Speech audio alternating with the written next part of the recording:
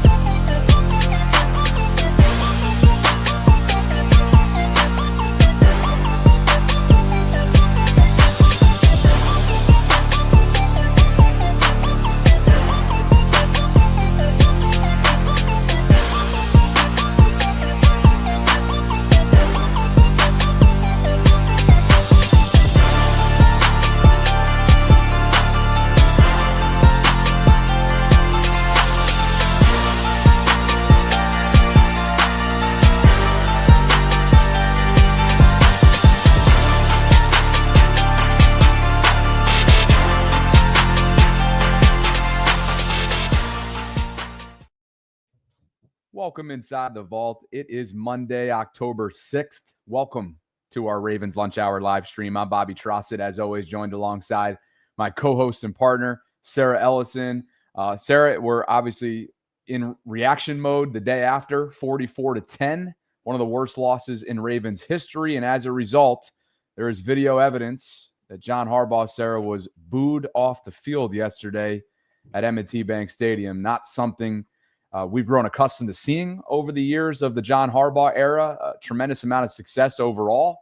But as we know, in the postseason of late and now in the regular season, unlike it's really ever been, including last year, which was pretty bad through the first 10 weeks on the defensive side of the ball, this is a new low. And we're going to kind of get into a number of aspects of why that's the case. Eric DeCosta, for example, is under fire for his part in this Ravens collapse. They're staring at 1-4, Sarah, and despite all of that, right? And Jair Alexander, we'll get to some of his comments after a viral moment in that Texans game and his thoughts post-game. Despite everything that's going on right now and all the calls for firings and the harsh critiques, a lot of which is fair, right, and factual, this is a team that, according to Kay Adams' tweet earlier today and FanDuel Sportsbook, they're still favored to win the AFC North. That's what's crazy. How can that be after what we've watched the last 2.5 weeks? As I'm watching like national media and I'm watching what you're talking about now, in fact, here, let me bring it up. Kay Adams is as shocked as the rest of us. She's got Ravens still favored to win the AFC North at 1-4. With a -105, and then the Steelers, then the Bengals, then the Cleveland Browns, and yet it's the Ravens that are tied with the Cleveland Browns at the bottom of the division with a 1-4 record. So, we can get into this later, but last night we talked about this, how it's crazy if just some changes could be made. There's still something to work with because this division is so bad, but that is just not where we're at. And instead, fans are still screaming or booing or chanting the changes that they're hoping to see. We have changes that we would like to see. And because of that, right? Because you still see that the Ravens are favored, like Vegas still believes there's obviously a generational quarterback that you still have here, which is why you always have hope. But unless they make changes, will those types of hope for the AFC North ever come to fruition? Probably not without some real hard changes. Yeah, let's set the scene, shall we? Because again, it hasn't even been 24 hours for starters. And there's a lot of conversations being had right now on all three levels, locally, regionally, and nationally, about the Ravens, about John Harbaugh's job security, about the lack of pride, the lack of the lack of fight that this team has put forth and put on tape, not just yesterday, but multiple weeks so far. And again, digging out of a hole is what they have to do now moving forward, with this season hanging on by a thread at 1-4. The Rams loom next week. An early bye follows that. And then the Chicago Bears in week 8 at home. That's what the next few weeks look like. The trade deadline under a month away, November 4th at 4 p.m. Eastern. By the way, should have mentioned this at the top. Today's brought to you by our friends at Gumtree, Maryland. We'll have more on them in just a bit. Setting the scene, I think, is how else do you do it besides sharing this screenshot? You threw it in here from where? That was Coach Evans took the screen grab and put it up. Yeah. And clearly it's M&T Bank Stadium in game. Okay, so now I mentioned it on the post-game stream yesterday that halfway through the third quarter, a CBS wide shot of M&T Bank could have convinced me that it was halftime. Now, I also saw other tweets out there and heard from a number of folks, Sarah, on my personal post-game live stream, personal stories of what led members of the flock to not go yesterday, straight up, cancel their plans, make different arrangements, spend their beautiful Sunday in Baltimore doing something else because they felt like this was coming.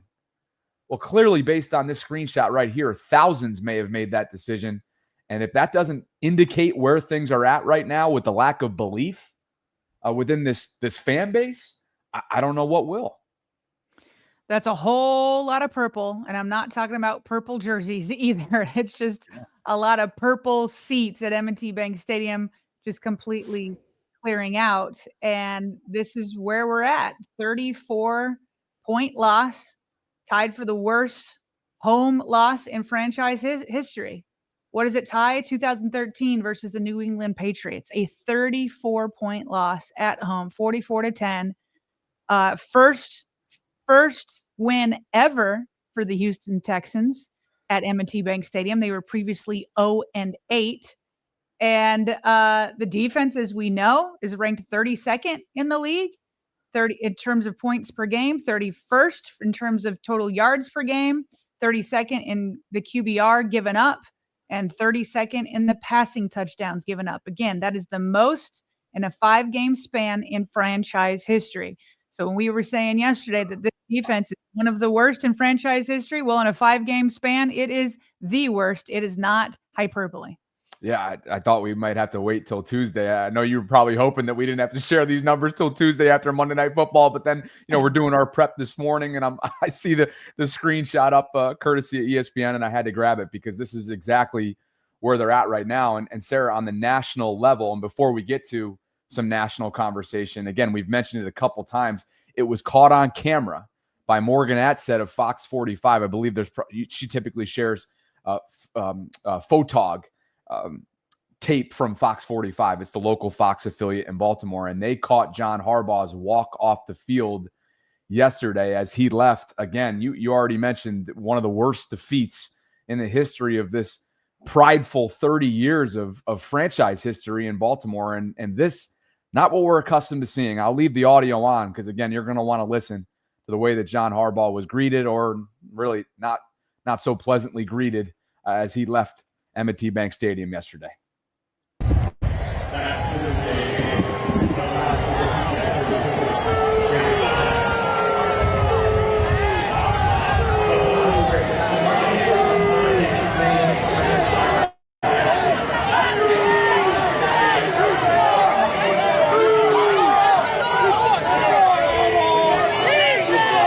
Security flanking John for our audio-only audience as he hit the stairs to go underneath the stadium, Sarah, to go back to the locker room and ultimately leave in what obviously is a forgettable game, one to forget, one for the ages.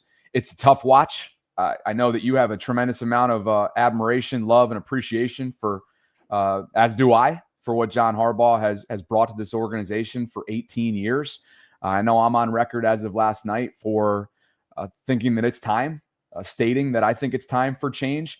And there's some other folks on the national level that feel the same way, or at least it begs the question right now, what has to change in order to keep this season alive? You brought in some tweets from around the Twitter sphere last night. Yeah, it's just like it feels like the national media is oftentimes a week or two behind all the local people. And so you see it, Skip Bayless. I just can't believe the Baltimore Ravens are this bad. Bill Simmons, Ravens year from hell season officially activated. Mark Kabley, who covers the Steelers, he does it for the Pat McAfee show now. He's been all over for different outlets. And so because I mentioned Pat McAfee, because we know they do that little segment that they do, I don't want to overreact, but this is his. He goes, I don't want to overreact, but the Ravens might not win another game. And then Bobby, on top of, the scene that we just saw with fans booing John Harbaugh after he's coming off the field, there's the look at the security guard that you mentioned kind of flanking him, because who knows what people are going to do. We just saw what did we see with it was Lamar Jackson having to push that fan back, who knocked DeAndre Hopkins in the head and then knocked Lamar Jackson in the head. So that was in Buffalo, right? That was in Buffalo, but you just never know when fans are angry. I mean, there's 70,000 of them out there, definitely not 70,000 by the end, but you just don't know what they're going to do. So he's got to have his hand up to just in case. It didn't look like anybody was trying to do anything, but you never know. Yeah. And not to mention, I know you've walked, we both have walked to where John is right now. A slew of times over the years during our, respective roles with or for the organization. It's really close, right, to the balcony, if you will, right there. It's very close. And so obviously he's going to get flanked by security. That's just how it goes. So, you can hear the boos. We have it on mute right now. But this was the scene leaving last night. And did you want to throw any other slide in there before we cut to Booger McFarland and Chris Berman? Yeah, just what Gianna Hahn had here with her from the Baltimore Banner. She said, with the Ravens down 31-3 to the Texans with 9:24 left in the third quarter, the quote, fire Harbaugh, quote, chants have started at M&T Bank Stadium. She said that was per one of her colleagues at Y00LZ. Can you look up who that is? I want to say it's a photog for the Banner, but okay. I'll check that. Yeah. Okay. Well, yeah. So this person who works for the Baltimore Banner was down there and could hear the fire Harbaugh chants. And so listen, there's kind of like two things going on at once in my mind as I kind of watch all of that. It's what we've been hearing on the show for quite some time, this growing avalanche of people who are ready for change.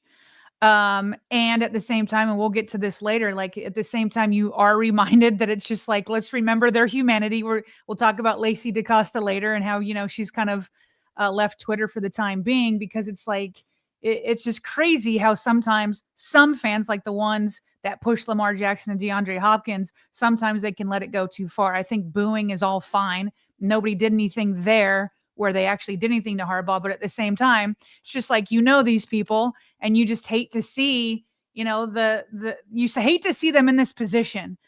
But while you hate it and you recognize their humanity, you also have to analyze what's going on and saying, this isn't working.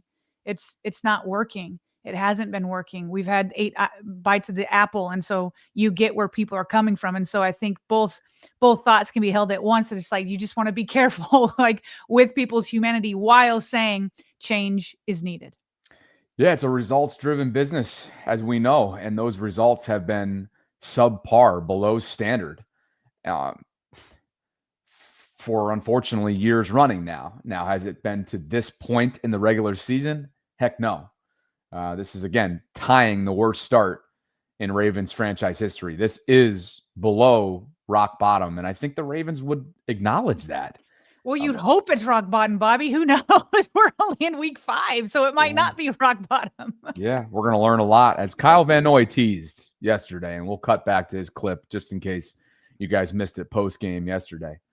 As he sort of acknowledged, they're going to learn a lot about one another. Right, the men that are right and left, as they look in essentially their peers over the next few days, they're going to learn a lot about one another in terms of how you face adversity, how you respond to adversity, because right now it is as adverse as it's been in Baltimore. We mentioned this clip from Chris Berman and Booger McFarland on ESPN yesterday. I thought it summed up perfectly on a number of different levels where the state of this organization is right now. First one's not to make excuses, okay? Yeah. They have the Rams next week, and the reason I point that out is just so that'll be 6 weeks of football, 5 first-place teams from a year ago. Again, everybody's got tough points on their schedule. Their schedule gets a lot easier later, but what they're looking at 1-4, and if they don't play well and these guys are hurt against the Rams, Booger, 1-5. Now your margin for error really slim, even though only Pittsburgh has a winning record in the division. Well, I'll put it this way, Boom. It's getting late early, like really early, because from a math standpoint, you only play 17, and they're 1-4 right now. And regardless of who's hurt and who's out, we came into the season saying this was one of the more talented rosters in football. The defense stinks. They can't cover anybody. They're giving up 35 points a game, Boom. 177 points through 5 games. This is the Ravens. There's a sign in the facility. I've been in there before. There's a sign that says "Play like a Raven."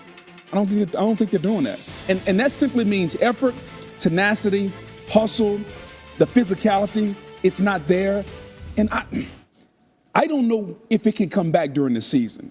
You can't just flip a switch and get those things. They're 1-4 for a reason. They couldn't run the football today. We came into this game saying maybe defense and Derrick Henry. 35 carries, and what will happen? Nothing, right? Boom. They got blown out in their own stadium. They got a lot of issues. I don't know if Lamar Jackson being back healthy can solve them. Well, and who knows if that'll be another week or what, a hamstring, you know, and better than me. It's an iffy thing. I mean, they've given up 177 points. So, by the way, about depth, Marv Levy told me this a long time ago. Depth is great until you have to use it. And unfortunately, the Ravens are using it, and they're surprised that this is what it looked like. Now, Marv Levy, Hall of Famer. Those words interesting there from Boom, Sarah, in terms of the depth, because the depth, right, next man up, play like a Raven, these are symbols of this organization that they often call on, that they often hang their hat on. And here you have it. Well, the legendary Chris Berman and a former player in Booger McFarland on the national level now starting to not only acknowledge but pinpoint these shortcomings and these glaring realities of where this organization is right now. Again, just in case you missed that out there in the audience, it's getting late early from Booger. The defense stinks. They can't cover anybody. There's a sign that says "Play like a Raven." I don't think they're doing that. And that simply means effort, tenacity, hustle, the physicality. It's not there. I don't know if it can come back during the season. And if that's not where I'm at, I mean, that kind of just echoes the sentiments I think that we shared in a lot of ways last night. Absolutely. The effort, tenacity. Then he said at the end, he goes, you can't just flip a switch. You can't just flip a switch and find that and turn that back on. And I think that's probably where I've kind of hit where, like, I don't know that this combination of Harbaugh and Lamar Jackson can do it, just because when you've lost the locker room, it is. That's why Brian Billick left. He was let go. He only had half the locker room, which was the defense, and he allowed the defense to talk down on the offense. And so he had lost half the locker room. And so I don't need the players to come and say, hey, John's message is stale. I don't need for them to actually say that. We can see it. We can see that there's no fight in anybody. They're like, to their point, I mean, a 34-point loss at home.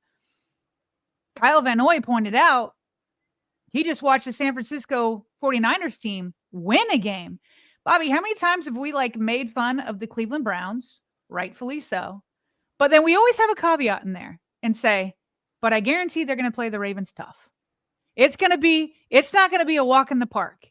Every once in a while, you get a nice, comfortable win like we did in week 2, although it took a minute. I was going to say, which I don't think was all that indicative, the final score, of how tough Cleveland played them that day, which is maybe what you were suggesting. Yes. And there are other games where it's just like, geez, Louise, can we just have a Cleveland Browns game where we play a game that reflects these two teams' records? Yeah. And so as much as we make fun of them and everybody makes fun of them and they make fun of themselves, it's like, but boy, did they play hard. And Zach Jackson said the same thing. He's like, hey, they're going to play the Ravens tough all the way up until that fourth quarter. And then the Ravens will be able to kind of like create some room. Yeah. The Ravens were not that. The Ravens were not that from the beginning. And so that's like kind of Booger's point is it's like, play like a Raven, like whatever. Like, can you play like a Cleveland Brown even where you have like some sort of like pride and tenacity and want to, and like all the way up until we just find out who's more talented. But that's where the stuff for John Harbaugh comes in, because he is the CEO type of head coach. He's not I'm the one calling he's not the play caller head coach. He's not I'm the offensive coach or I'm the defensive coach. He's the CEO coach. And so if you have a team that's lost their tenacity, that's lost their want to, that's lost their effort, that's what John's always been able to hang his hat on. And that's just not what we're seeing right now from this team. Right. Those aspects were always areas of strength throughout this tenure. And you can no longer point to those. And that right there, I think therein lies the indictment. Therein lies this idea that the locker room is lost, or the message is potentially stale, or change is right. The change could be a necessary evil. And you referenced Kyle's comments, a portion of them from yesterday. I just in case, because you never know with weekend. We were up. I was going to say, like, there's not everybody can catch all 90 minutes of our post-game show. So let's revisit those quickly. Kyle Van Noy, it's a two-parter, if you will, here. I spliced together two different pieces. One on messaging from coaches, and what I mean by this is answers to the questions that I'm talking about right now. One on messaging from the coaches and whether or not that's still connecting. And two, accountability moving forward, which he would not necessarily commit to, which is the most interesting part about this clip. That's part two. Listen to this. Messages that are coming from John or Zach or whoever aren't getting through in some way? That's probably a question that's above my pay grade, probably. I think that's a Harbaugh and CEO question, to be honest. Like, I think their messaging is fine, and we got to be the group to take that and go out and do the simple things right, the fundamentals, easy, basic stuff. Accountability. Have you seen enough of that from the team after these losses, and what does that look like? Yeah, that's a good question.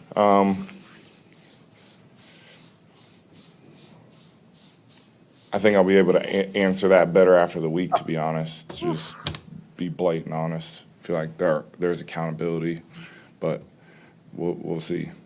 That's like the fourth time I've seen that, and I'm still like, the pause. Sarah, the pause was deafening, as we talked about last night, and the almost nervous tick of rubbing his forearms was like, whoa, what does he really want to say right now? And so, yeah, so clearly, as you just heard, that was Kyle Van Noy post-game last night.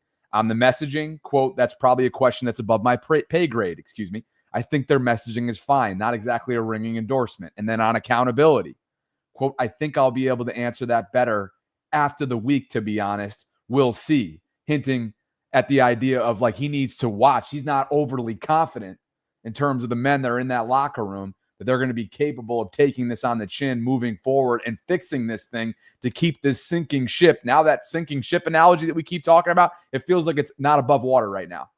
It feels like it's like half up, half down. And I thought those were really, really telling comments from one of the veterans who's brought a lot to this defense over the last couple of years since he was brought in. Yeah, no, we mentioned it last night. It's what he didn't say that speaks volumes. It's what he didn't say that speaks volumes. It's like, absolutely, we hear his message. No, he hasn't lost. It's on us, you know. Yeah. But just in the spirit of like making sure we're covering everybody, there are other people that did quickly say, oh yeah, no, the messaging is getting through. This is quiet and somber, but here's Nate Wiggins feeling like, no, the message hasn't been lost on us. Yeah, I don't feel like we that far away. I feel like we're on a great path. I mean, we just It was there. It was just a couple of missing parts. A couple of places away. Just a couple plays away from America. So, I mean, all right, thank you, Nick. Yeah, not the best volume in the world, and obviously nobody's like super happy and putting out loud words there, but obviously that was from Karita Parks, and he basically said in there that the defense, this is what still gets me, the defense isn't too far away from making the changes they need to turn things around. They are very far away, but I appreciate that he's not giving up.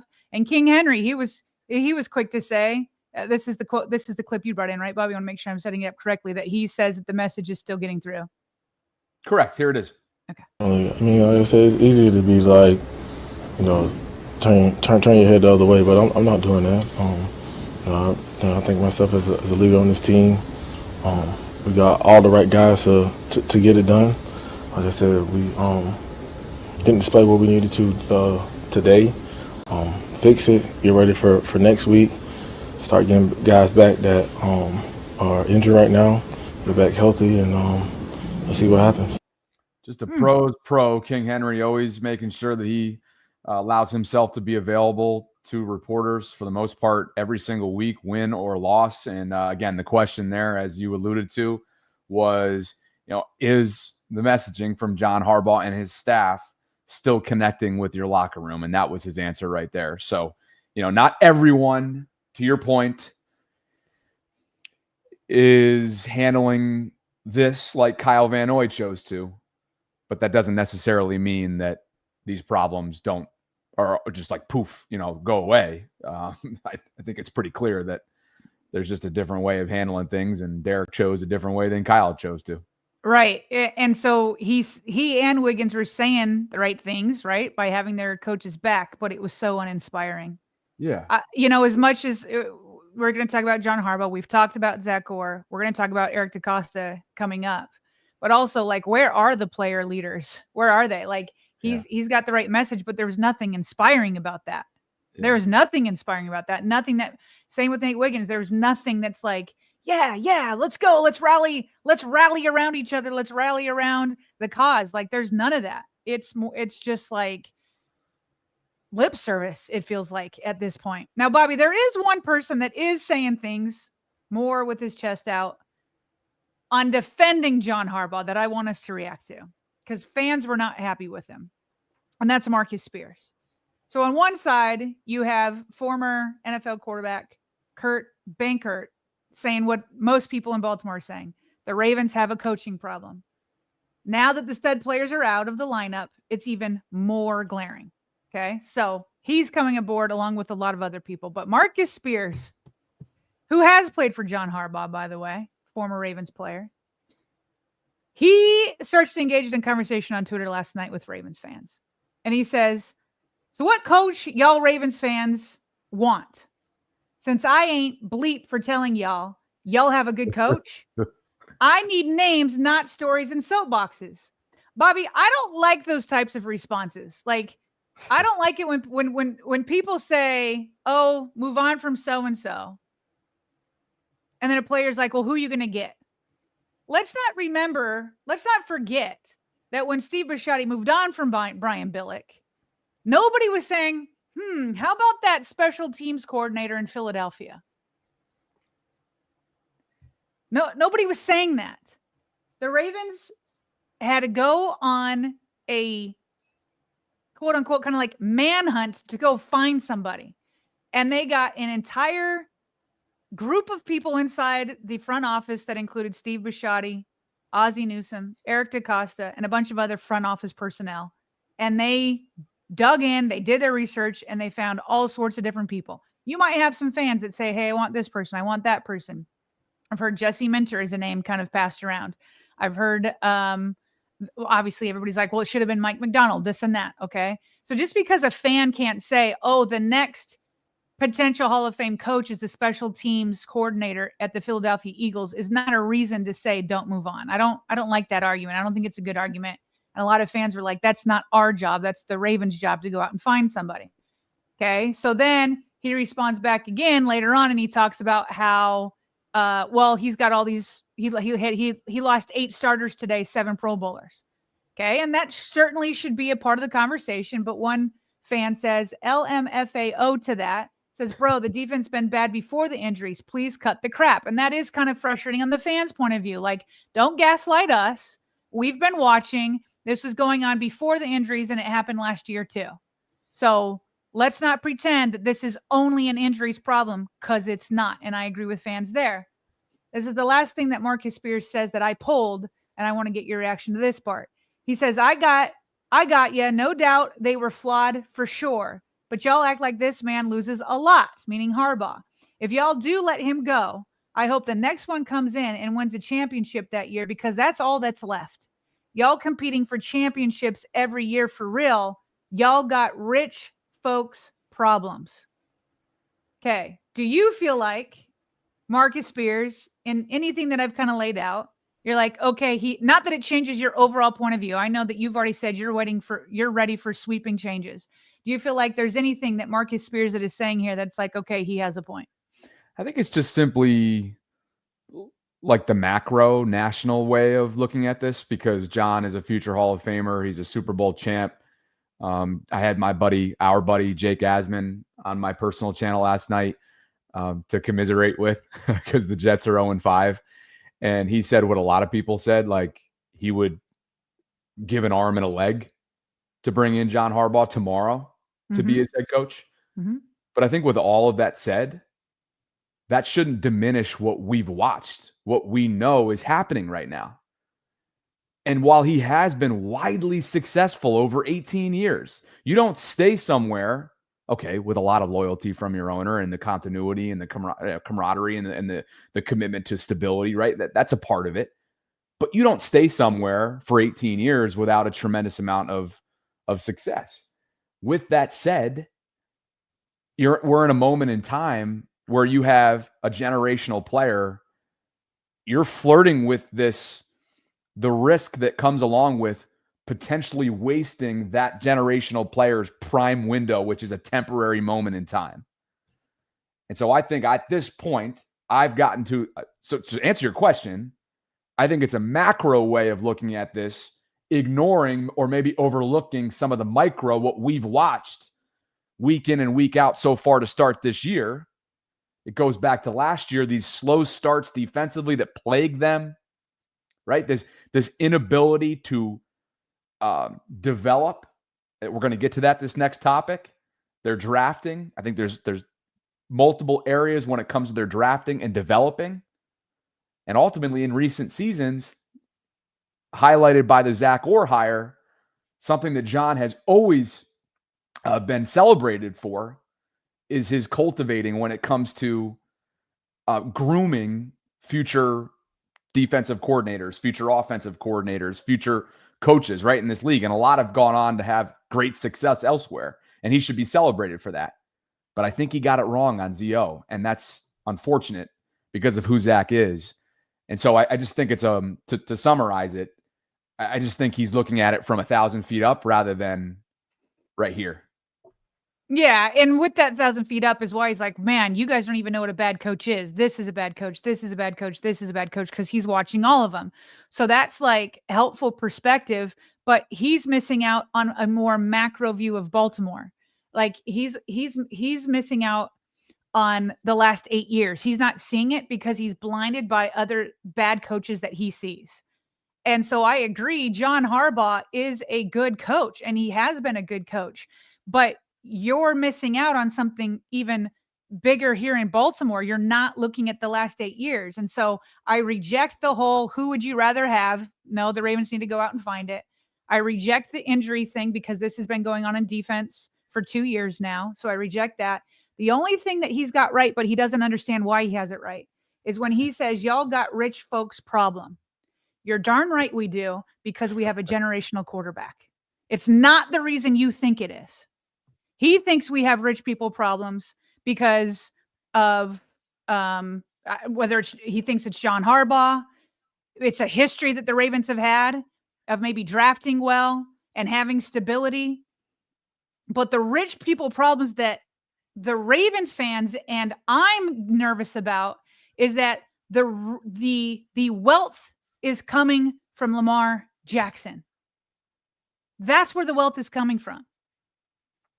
And somehow the wealth has not, the investment into the wealth has not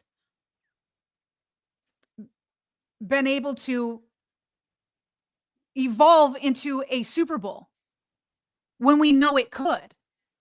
We are one of the wealthiest fan bases when it comes to quarterback play. But the Super Bowl fruition isn't there. Yeah, we have rich folks problems. We have Lamar Jackson. So why isn't there a Lombardi trophy with it? Why wasn't there one in 2019?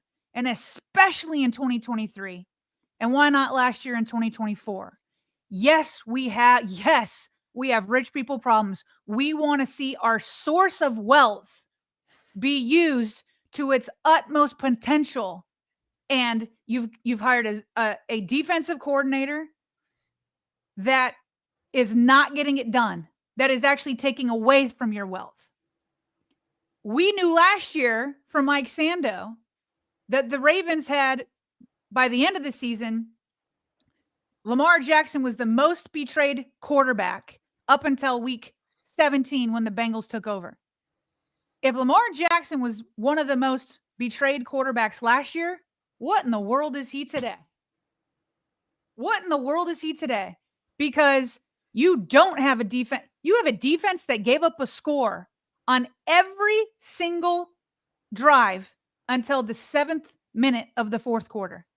And then it ended because the game ended, mercifully. We have a quarterback that is providing so much wealth that somebody like Derrick Henry after the age of 30 can come in and have his best season ever. And that's saying so much based off of what Derrick Henry has done. The best ever. And he comes up and has even a better season after 30. You don't think that Lamar Jackson has something to do with that? How about that offensive line for Cooper Rush yesterday? We already knew it was hampered. But now you even get a better idea of it.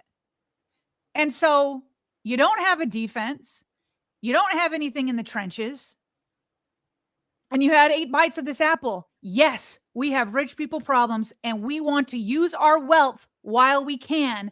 And that is why the calls are coming in today to say we got to move for a return on investment, aren't you? Return on investment. Gumtree is today's sponsor, and we appreciate them for their continued support of the program. It's a state-of-the-art training and recreational facility, 86,000 square feet. And Sarah, perhaps if members of our audience live within close range of Owings Mills, Maryland, maybe they'll want to blow off some steam today or at any point this week in the virtual simulators at Gumtree. And if they do, just know, guys, code VAULTSIM, VAULTSIM, as you see in the live chat as a pinned comment and at the top of our show notes, will get you 25% off one of their simulators. You got 46 different lanes within this 86,000 square feet recreational facility. It offers the size and amenities of a country club, but it's open to the public. You can see the Big Shot Archery Simulator, for example. Again, that Vault Sim discount code will get you 25% off. For example, the Big Shot Archery Simulator. We've talked about the multi-sport simulator because I think the Ellison family would have a field day in there with all the different sport options that you have. Everything is immaculate. And right here, you have a little Q&A as well in terms of everything you need to know. Can I bring my own firearms? How many people can shoot at a time? Is this an interactive experience? Yes. Having been there, yes. How much does it cost to use the simulator? There's your cost. And on top of that, again, we have our discount code, which will get you 25% off. So they got a lot going on there. They're Ravens fans over there. So they're struggling right now too, Sarah. The Virtua 300-degree immersive simulator gives you 200 plus scenarios for defensive training and family-friendly fun. They're all across social media. They're very interactive. They're very digital savvy. And again, all those different links, including Instagram at Gumtree Maryland, their TikTok account, their Facebook account. They have a YouTube channel as well where you can learn more about what they got going on. All that can be found in our show notes. And again, Sarah, I think it might be the week for some people to blow off some steam at Country. Great way to escape your Ravens woes. Go over there, like they said, have family fun. Or if you aren't taking your family, I'm sure there's plenty to do there without them. And is it any coincidence that our guy Eric Hill, he knows it's Country Day? Look at this super chat already. Country. He's got pew pew. This guy, Hashtag man. fire prevention. Eric Hill's all about a country visit. I was gonna say, my man, like I feel like he lives there already. Could even take us through this website as it is. Eric, why don't you just call in next time and you can tell everybody about Country. So thanks to them. Thanks to their entire team. Brian Wolf, his sister Karen, Ivy on the marketing side. They continue to support the program, and we really appreciate them. And again, all that information that I just listed off can be found in the show notes and as a pinned comment right now in the live chat. Discount code VAULTSIM. VaultSim gets you 25% off a simulator. Thank you, Country. A lot of reaction pouring in today, and Eric Hill got us started earlier on with a $100 burger. That's a $100 super chat. And he writes, in case no one tells you today they love you, just know that I do. Do you know the newer build constructed home only gives you on average 3 minutes of evacuation as opposed to 17 with, quote, legacy homes? Go over your escape plan and have working smoke detectors. Hashtag stop the 22. I love when he brings in this type of information that I didn't know about at all. My question is why? What's different about the homes now that makes it you only have 3 minutes compared to 17? Wow. Maybe I guess just the infrastructure. I don't, Eric, feel free to weigh in. Obviously, this is not our expertise, but thanks for the $100 super chat, man. You are the man. Diesel Doctor is in the house today, Sarah. Appreciate the double meatloaf again, Eric Hill. Diesel Doctor says, Harbs is not firing Zach Orr is the exact reason that Harb's time in Baltimore should be over. He gets behind someone and doesn't care if the team burns to the ground around him. He still won't fire them. Overrule him, Steve. Hashtag Vault. And just in case you guys missed this last night, there are changes on the with Zach or the defensive staff. Yeah, you try to do the most productive things, and I do not think that that's the answer. So we got to go to work is what we need to do. We need to stick together is what we need to do, and we need to find ourselves. And that has to do with coaches and players together. Not mincing words. That is not what I think we need to do. Diesel, thanks for the super chat. That was John Harbaugh's answer to Jeff's question last night. Eric, on top of the $100 donation, gifted 5 channel VAULTRONs. So 5 new channel members inside the vault on this Monday. I'll screw it. Appreciate you, EH. You're the man. Thanks for being with us. Your positivity is radiant. Lottie Henry is in the house. Bobby, what'd you do to make the font smaller so it's not covering our faces when we read these? What'd you do? You know what's funny? StreamYard is so strange with what it's been up to lately. There's a lot of things that are happening that I have absolutely no explanation for, and this is one of them. Well, it is nice, I think, that we can still see our own faces as we read these. Okay. Lottie says, nephew, my mom used to always remind me that sometimes you got to laugh to stop yourself from crying. That's why I'm here for the meatloafs. Every time our quote unquote defense took the field, I laughed hysterically. Oh, man.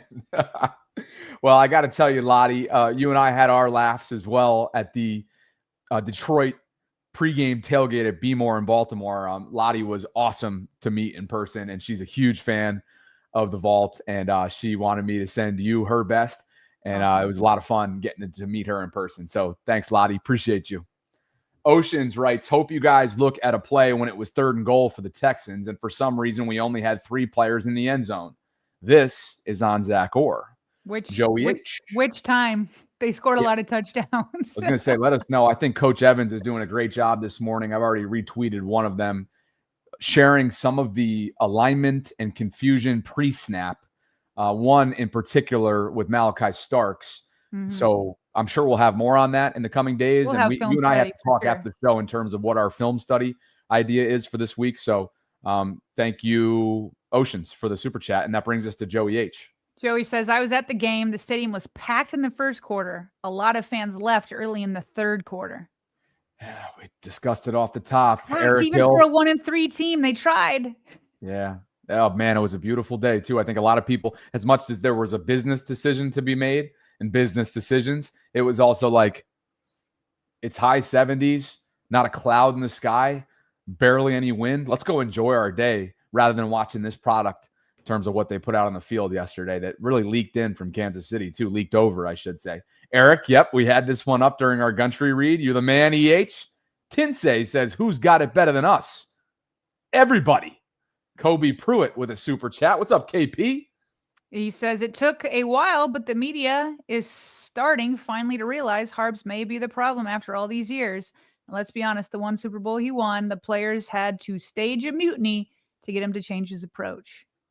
That was not what the mutiny was about, by the way. I think Harbaugh ended up standing strong in that mutiny, and it was Ed Reed who was like, "Okay, I get it." But I do think that John has changed since then. John was much tougher back then. I feel like he's less tough on his players than he was then. But I don't think he really changed back then, to be honest with you. And as a person that like interviewed a gazillion people about that mutiny, including the players. I was going to say, you lived it. Yeah. Ed Reed, Ray Lewis, Jarrett Johnson, all were like, okay, we came around to seeing his way, which was that the defense needed to it wasn't only about the defense, it was about the offense too, which was the correct way to do things. But I think that Harbaugh has actually become less tough than he was back then. You didn't just cover it. You lived it. Yeah. Dozy Dope writes, what's up, Dozy? Ajabo told my cousin, his barber, okay, so Dozy's cousin is David Ajabo's barber, that Zio is calling random unknown plays. I swear to y'all, no cap. Didn't want to put his name out there, but I'm fed up. Give us your barber's name. I'm flying to Baltimore to have a conversation with him. Blast Hard Cheese is with us. He's a Chiefs fan. He joined the program and became a VAULTRON just a couple weeks ago. Was it a gift? Not missed a live stream. Seemingly. No, it was not a gift. He got his own membership. I remember that. Okay. Yes. Thank you. BH writes, I'm so sorry. Just got to go to work. Is that playing on John Harbaugh's words from last night, meaning they got to go to work instead of firing Zach Orr? Is that what you're doing there, BH? Nick Marty is here, Sarah. Nick says, get rid of him. This team has no effort. And David Cool. David says, Ravens have allowed 12 more points than they did in the entire 2000 season. Oh, woof. Number one pick, here we come. Better get a game record on defense. Disgusting. Barf. You know what? I just want to put out there, there's no way the Ravens are getting the number one. They would just be they're not getting the number one draft pick. They're going to find a way to win some games. Not enough to go to the playoffs, but they're going to win some games, and people are actually going to be ticked at that because it's like, dang, we could have had a top 10 pick. I was going to say, you got people that are doing the simulators or whatever for the draft already, and Ruben Bain's name came up, right? The stud defensive player for Miami. And do I see this right now that PFF, if the season were to begin right now, they got the Ravens drafting number 3. So it's number 3? Yeah. That would actually be amazing. That would be amazing. I just have a hard time seeing it. I shouldn't say that because I think that's what people are holding on to right now from going into a deep depression. This is like their like comfort, right? Hey, we'll get a top 3 pick or something.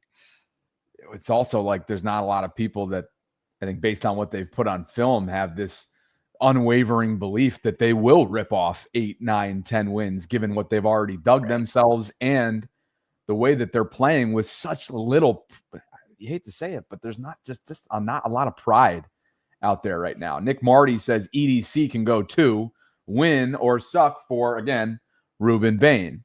Blast Hard Cheese says more like Kyle Van Noyd. Am I right? Ryan White writes thoughts on John Gruden as a potential head coaching option.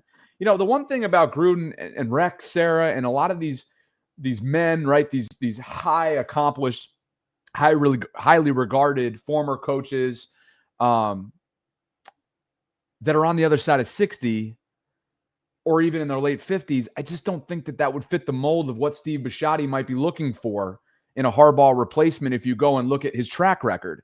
You want somebody like a Jesse Minter that has familiarity with the organization, that's in his early 40s, that has coordinator experience. Not that these guys don't have, obviously Gruden and Rex have head coaching experience, but you know what I mean? Like the young, somewhat young in their 40s, like a Zach Robinson down in Atlanta. A Brian Flores has previous head coaching experience. Now he's with Minnesota. That defense is firing on all cylinders. Jesse Minter is in LA under Jim Harbaugh, and he was already with the organization several years ago under Harbaugh. Like, you want somebody that can be here for the next decade plus, and I don't think that would probably be Coach Gruden. I have a tremendous amount of respect for his offensive mind, but I don't know if that would fit the criteria.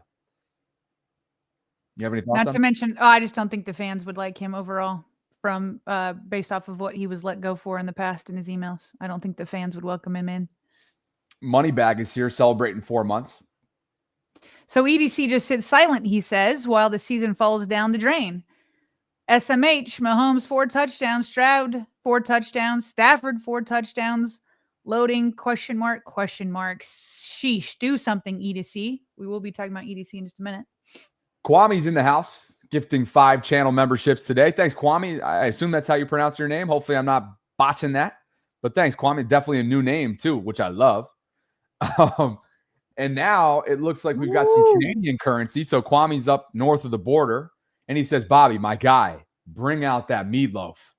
Victory meals taste better when they're served with confidence. What's a victory meal today, though? we're not just trying to finish strong. We're coming for that AFC North crown. Trust that. Hashtag Truz. Hashtag keep the faith. Hashtag finish strong. Wow. He's giving you Canadian meatloaf. He wants it. He wants some Canadian meatloaf. How about the optimism, though, in this super chat? We have not seen something like this from Kwame or really anybody in weeks, I think. But Kwame, you ask and you shall receive. I need some Canadian meatloaf. Thank you, Kwame KY. There was somebody that still predicted, what was it, like 11-5? Something like that yesterday? It wasn't a meatloaf super chat, but there was somebody yesterday that did that. Well, really? There's some people with some optimism still. Okay. All right. Okay. Let's see here. I don't remember seeing that. Literally yesterday we talked about it. You've had too many shows since then. I think I may have been engulfed by other areas of the content. KP is back with us. KP says the Ravens defense is on pace to be the first NFL team to give up 600 points in a season. The Ravens. Wow. The standard is the standard until it isn't. Yeah. Oof. KP, man. Always has the numbers, putting it into perspective for us. Moneybag says Rams putting up 55. Take PN, Puka Nacua for 200 yards. Maybe. Kwame is back, and he says, Sarah and Bobby, let's keep that positive energy flowing. Every message, every cheer, every bit of belief counts now more than ever. The players feel it. Okay. Kwame, this is his 3rd gift. He had the 50 burger for the Canadian meatloaf. He had the gift for 5, and now Canadian currency 5, using every bit, Sarah, to keep hopes alive, which you appreciate. You appreciate that undying support for your team. Thanks, Kwame. That brings us to Next Gen Retro. Says played scared to let up a deep shot. They let everything happen down low, giving up chunks. Opposing teams gets to the red zone so fast it doesn't matter. Yeah, I've seen. Listen, I mean, it is soft coverage that Zio has his DBs playing, and clearly, like he's saying here, Next Gen Retro is saying that he's playing scared to not let up the deep shot. But what's the point anyway? Because they're down there so quick. I mean, 15-yard chunks, 20-yard chunks, like all of this, and it's just like, I don't know, maybe try to press them. I don't know. Either way, they're giving up points on every single drive. That brings us to OJ, and he says, hey, yo, how is 89 still on this team? Where was he at post-game? Where are these so-called fighters? Ray Dog, we truz for you. Says, with music, the whole town's laughing at you. Ravens had a good thing, had the dream too. From 20-0 talk to 1-4 pain, it's the same sad tune. Appreciate you, Ray Dog.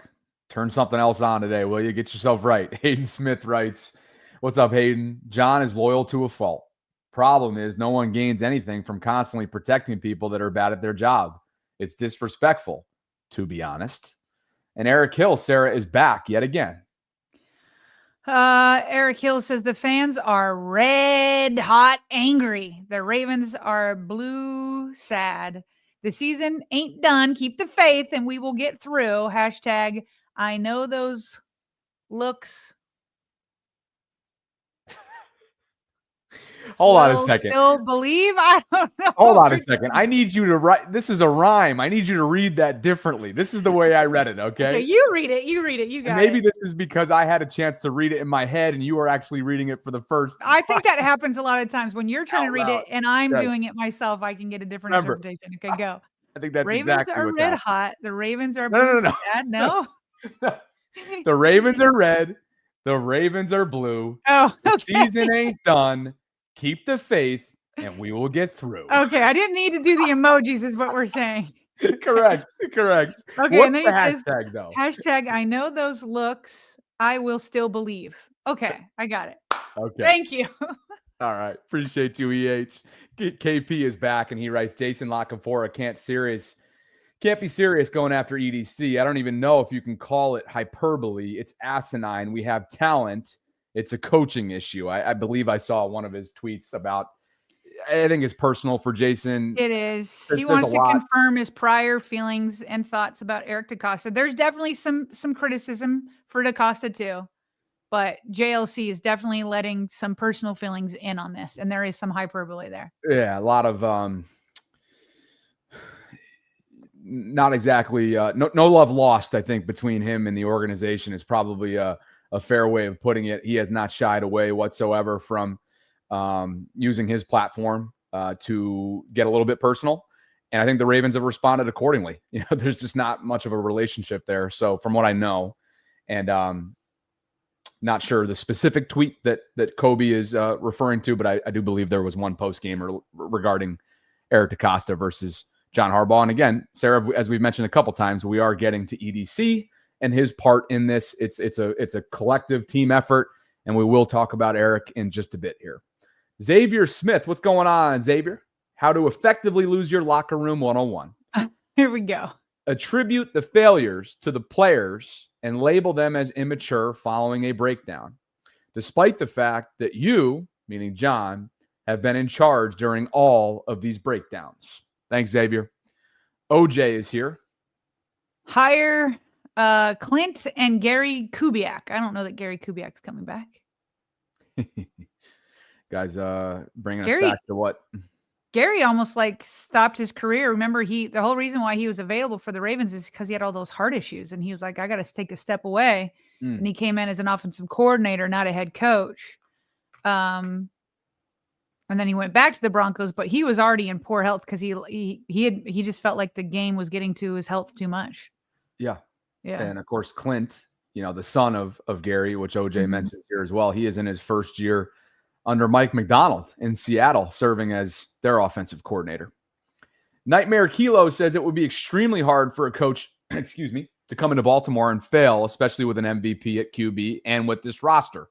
There's no excuse for John. That brings us to Richard, Sarah, in the house. You want to talk about rich people problems? Look at them empty seats. Steve, you're about to lose a boatload of money if you keep Harbs after this year. He may Appreciate have said, you, Asmodeus. He may have said a different blank load, an S load. Asmodeus Thanatos.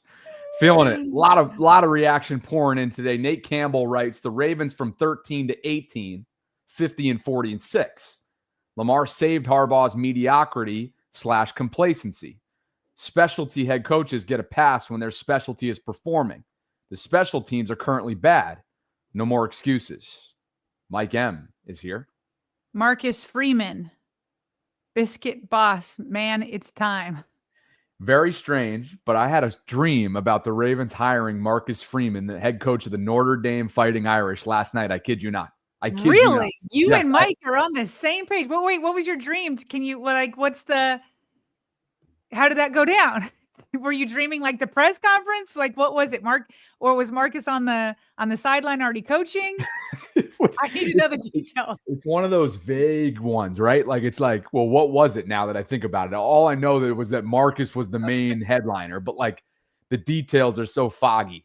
I think maybe the press conference could have been it, but just the idea of Marcus Freeman being John Harbaugh's successor came to mind. And then like Kyle Hamilton was somehow sprinkled in there because of course he went to Notre Dame. Like very strange, but that just came to my mind that amidst a 7-hour sleep night, which is not bad after a game day, by the way, Marcus Freeman was in my dreams. Thank you, Coach Freeman, for making your way into my head. Lewis is in the house today. He says, being a season ticket holder for 30 years, it was painful to watch. At least go down fighting instead of your bully. Instead of your bully whoop that arse. Do I show Sunday? Is his question. I'm just that's laughing. up to you, Lewis. There's just two things going on right now. Lewis getting after it in the chat, laughing their arses off at my dream. You know, of course, everybody thinks I'm dreaming about somebody who's, you know, because Marcus is in the. He's not hard to look at. I think a lot of female sports fans, there's a lot of accounts that follow his handsomeness, Sarah, and how cut he is. That's not why he's in my dream, all right? Lewis, appreciate the super chat. Thank you for tweeting at us yesterday with your vaultpod.com golf polo on at the bank. We appreciate you. Phil Jordan says, can't lead if you lack accountability. Hashtag fire Harbs. John R. is in the house. Sarah, what's going on, John? John says, what's up? Oh, no, not what's up. What's Bobby and Sarah? Laughing at this. I don't know if it's like the smaller font or if I'm just having problems today. What's Bobby and Sarah do think EDC is some of the problem? Like that. We're getting there, John. Don't you worry, John. You know, when I gave my first, I handed out my first super chat in August when I was in Vegas. I was supporting Jake's show, Jake Asman, the Jets creator. That's a friend of ours. Yeah.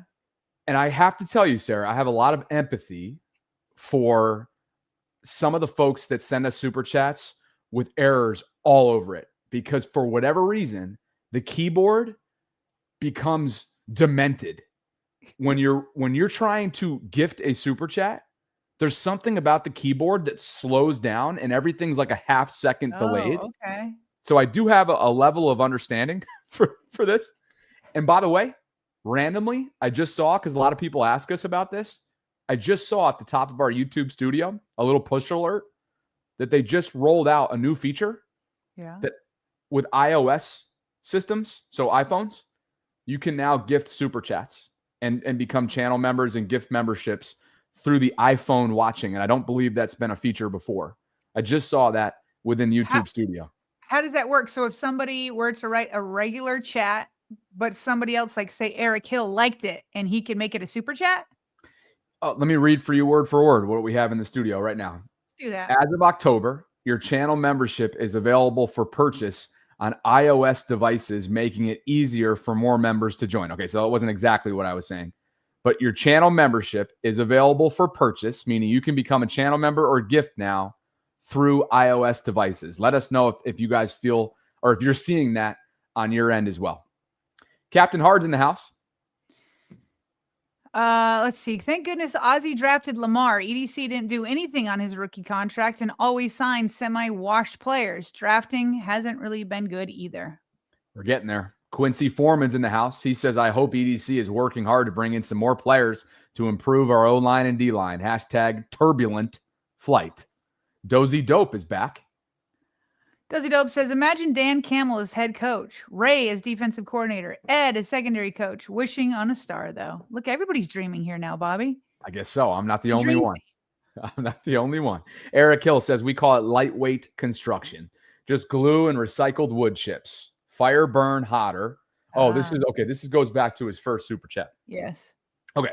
So lightweight construction, that's the infrastructure here in terms of why some of these newer houses, Sarah, that comes with a more of a risk when trying to escape an emergency fire situation. Mm-hmm.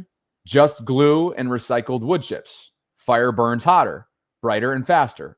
Not forgetting to mention most of the things we buy now are not raw materials, but synthetic that are easily combustible. Hashtag Gundry. All right. Thanks, Eric. Give this man his meatloaf. Appreciate you, Eric. My meatloaf. Here we go. PH. And at some point, we may have to get back to the content. Yeah, because these are Marty is here. Because there's a ton. Maybe we'll definitely have to come back. Okay, he says, Bobby, he it wrong and make Spags the DC. He didn't let Leslie Frazier be DC. I don't know what's going on here. Become defensive coordinator. Yeah. And no offense to those ZO, it should have been Wilson. He wanted Denard. The way I interpret that is, I don't know where the Spags thing comes in, other than maybe he wanted him to be promoted back when he was with the organization. Same thing with Leslie Frazier. And I guess he wanted Denard Wilson after the 2023 season, which is very understandable, right? Denard went to Tennessee. Right. Mike Mack, of course, went to Seattle, and Anthony Weaver went to Miami. All three of those could have been candidates, but obviously with Mike Mack being eligible for a head coach position and John just taking this team to the AFC Championship game, that wasn't a move that Steve was going to make. That would have made zero business sense from an organizational perspective that year. Kobe says, touche, Sarah. I'll defer to your insider knowledge related to the mutiny. And why don't we finish up with Shelly Shell before we get back to the content here? Shelly Shell says, did y'all see Chris Canty and Stephen A. on their respective shows this morning? They said, quote, maybe we are seeing who Harbs really is as a head coach without Lamar covering up the deficiencies, close quote. We will be sure to have that on the show tomorrow, Shelly. Thanks for the heads up.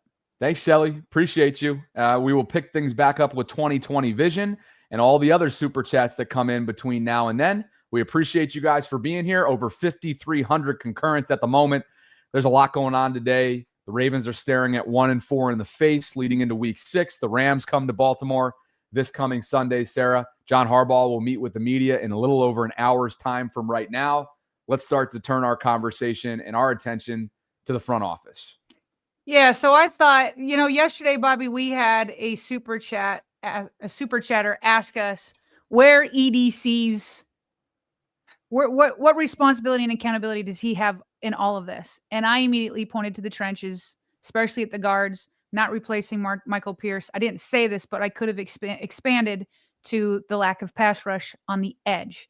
Okay, but I thought Mike Preston, who sometimes people don't love, but I feel like totally got it right in his column late last night or early this morning. And I wanted to read some excerpts, Bobby. I did this last week when Jeff Zrebiec did a thing on John Harbaugh. Want to get our reaction, obviously, at the end. There's so much good stuff. I may read a bit of it. I just think that Mike Preston hit it on the head. There's a headline that says Ravens got out muscled again. It's okay to panic. I think a lot of people were already panicking before. We've had some people already in acceptance at this point. Panic for some has been like 2 or 3 games ago. But he points out the obvious that we've all been pointing out, that a highly anticipated season filled with Super Bowl aspirations has nearly evaporated. Poof! With the teams lost to the Texans on Sunday. It's official now, he says, time to panic. Rated at the beginning of the season as one of the top rosters of the NFL and certainly the best in the team's 30-year history, the Ravens' post-season aspirations are beginning to fade as quickly as a Cooper Rush swing pass to the flat, where it kept coming up short Sunday. Oh, Mike, one thing you're going to get from him, man, is no punches are ever pulled. No. Praise given to Cooper Rush, okay? Cooper Rush was not great yesterday, but we all know that he is like way down on the list in terms of problems, okay? So then Mike Preston really asks, what has happened? And I think he nails it from the front office point of view. He says, what has happened? The Ravens have gotten away from a simple concept. A team can load up all those pretty boy quarterbacks, receivers, and cornerbacks, but football always comes down to which team controls the line of scrimmage. And the Ravens don't have that dominating manpower. For 3 straight weeks, opposing teams have dominated the line of scrimmage. First, it was Detroit, then Kansas City last week, and on Sunday, it was Houston. The problem is that they've brought into the philosophy, he said brought, but it's bought. The problem is they've bought into the philosophy created by the NFL of being a pass-happy league. You pay your stars, especially your quarterback, millions of dollars, and surround them with great receivers like the Ravens have done with Lamar Jackson and wideout Zay Flowers, DeAndre Hopkins, and tight ends Mark Andrews and Isaiah Likely. Really, the only target that's been paid is Mark Andrews at the top of the market, but it has been first-round picks in Zay Flowers and Rashad Bateman, which he doesn't name. I'll continue, though. He goes, but you've paid little attention and money to the offensive and defensive lines. The problem is that you've I've already read that part. It says the Ravens aren't the only team that have fallen for that approach. Look around the NFL. Most teams don't have dominant offensive or defensive lines, but there is one team that does. Keep an eye on the Philadelphia Eagles, who actually lost yesterday in the close fashion of the Denver Broncos. He says, however, they've mauled teams last year on the way to a Super Bowl title. Then he asks, are you listening, Ravens general manager Eric DeCosta? Wait, you said the Denver Broncos beat them, huh? Is that what you said? That's right. You know what? I made fun of you big time for your really pick there. I might have to eat my words because I made fun of you real good before the season started. You get your punches in. Listen, you need to feel good about something. Here we go. And not even to get on a tangent. The Eagles, despite being unbeaten going into yesterday, they've got a lot of dysfunction from the outside looking in when it comes to target share and A.J. Brown not being as involved as he'd like. But they've proven they can weather that storm.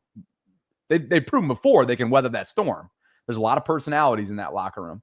But I think Denver's defense, man, and Sean Payton's experience, I think they're going to be a tough out. Anyway. Okay, well, the season's not over yet. I will halfway eat my words today, but it's not over yet. Okay. Fair. Okay.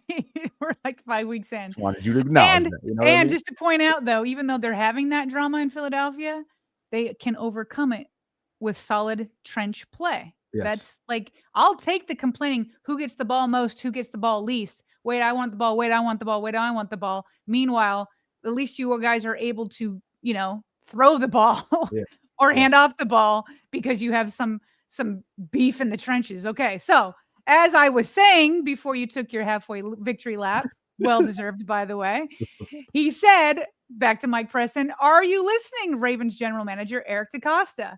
Says the Ravens need muscle up front instead of trying to scrape by with the road graders like guards Daniel Fa'alele, Andrew Voorhees, and right tackle Roger Rosengarten. They can't pass block, and it's even worse without a strong running game. As for creativity, there was none on offense Sunday. Where were the screens, slants, and even draws? Then on defense, oh my, that defense. The Ravens started nose guard Travis Jones, tackles John Jenkins, and outside linebacker Tavius Robinson, who shared the position with journeyman Brent Urban. Sorry, where's the beef? Where are the first-round picks on the interior lines? The only one was center Tyler Linderbaum because left tackle Ronnie Stanley didn't play Sunday because of an ankle injury. None of the guys who started on the defensive line were first-round picks by the Ravens. Even the backup, like rookie Aeneas Peebles, was a sixth-round selection out of Virginia Tech, and Jones was a third-round pick in 2022 out of the University of Connecticut. The Ravens need to put more time and effort into the bullies up front.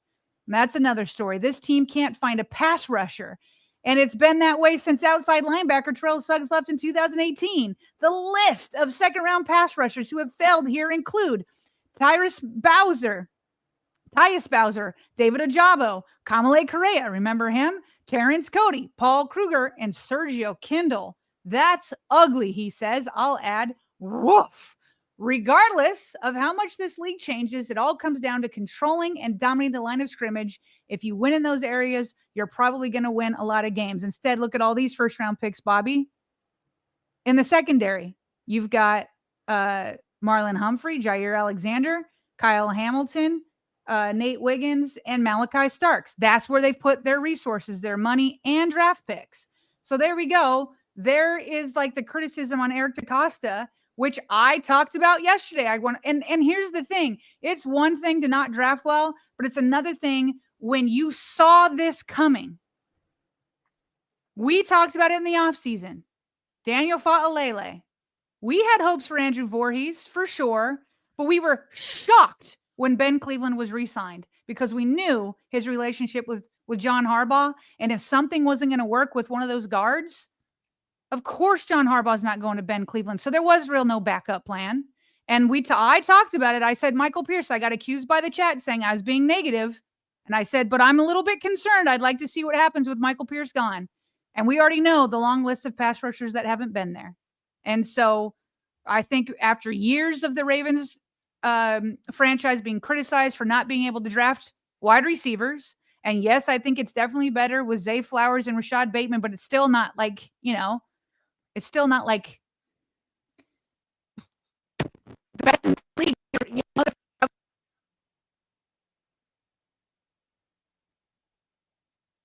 Did we just lose Sarah's audio?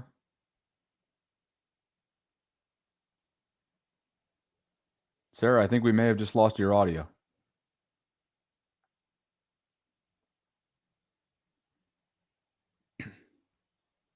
Sarah.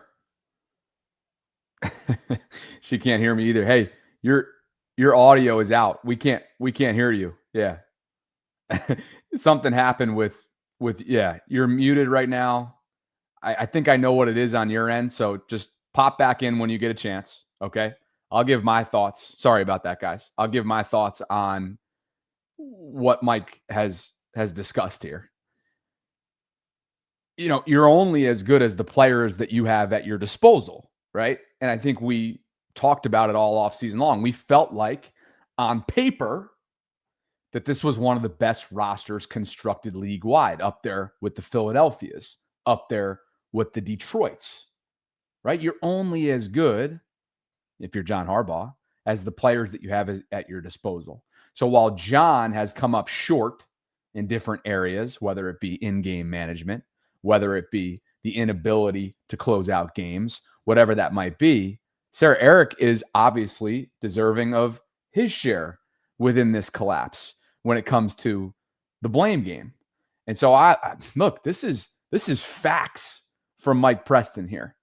You may have had on paper one of the best constructed rosters. The on paper is the important piece of that statement going into the season, right? You may have been up there with the Philadelphias and the Detroits, but were you in the depth department? Clearly, depth has been tested, and they haven't answered the call. And so whether it was this inability to properly replace Kevin Zeitler, you can go back even earlier to Marshall Yanda, which is he's irreplaceable. I think we can all agree. So I'll just, in fairness, the inability to find answers in wake of allowing Kevin Zeitler to leave in free agency. And I think there was a health in talking to Jeff on the collective the last couple of weeks. I believe he mentioned there was some medical questions there in terms of why they weren't willing to stay with him. And if you followed his career, he's played really well since, but he has been unavailable. So that maybe that made that decision a little bit murky, or gives clarity to why they were willing to part ways. But still, you didn't replace him adequately.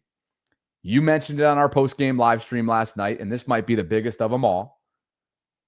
Michael Pierce retires, and now what? It's been a drop-off. And then I kind of mentioned the third in terms of priority and significance, the veteran safety or lack thereof, knowing that Ardarius Washington went down with the torn Achilles, and knowing that Malachi, while yes, a first rounder and first rounders are expected to come in and compete and play, not to this extent. On top of how many other rookies were playing yesterday and what was obviously somewhat of a fluke given their entire Pro Bowl, all-pro caliber inactive list. So yeah, Eric is deserving of some of this blame, and it's across the board with some of the stakeholders in this franchise. Bobby, where did I get cut out? I don't know. You couldn't even hear me tell you that we lost it. No, I couldn't hear you. So I don't know. Because both my speakers and I guess, the microphone went out. So I was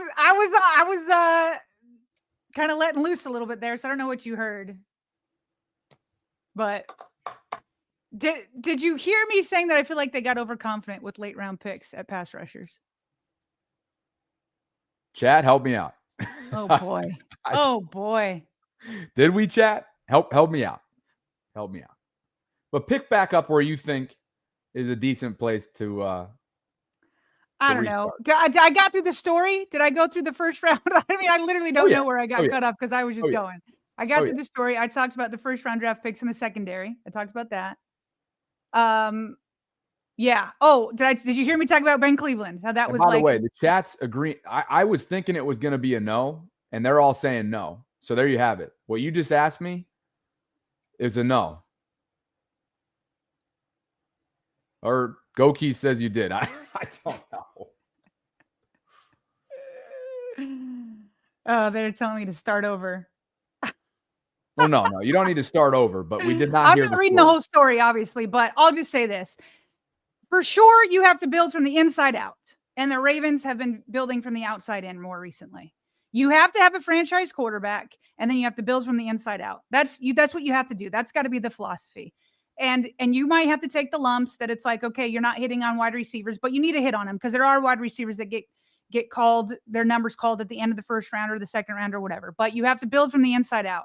I feel like they may have gotten a little overconfident when they hit on late round picks with Zardarius Smith, Matt Judon, and Pernell McPhee. It's like, oh, we can do it this way now. Or they've hit a few times like Marshall Yanda was a third rounder or whatnot. But you can't keep expecting that to happen. You have to sprinkle it in. They did with Linderbaum, and he's a legit Pro Bowler. He's not maybe an all pro, but he's a legit Pro Bowler. And then if you don't have the opportunity to do it in the draft, because I'm still here for best player available, Ozzie Newsome did that for years. Well, then you have to use free agency to help out. And again, Ben Cleveland wasn't it. When you knew that John Harbaugh wasn't a big fan of Ben Cleveland. Everybody knew that.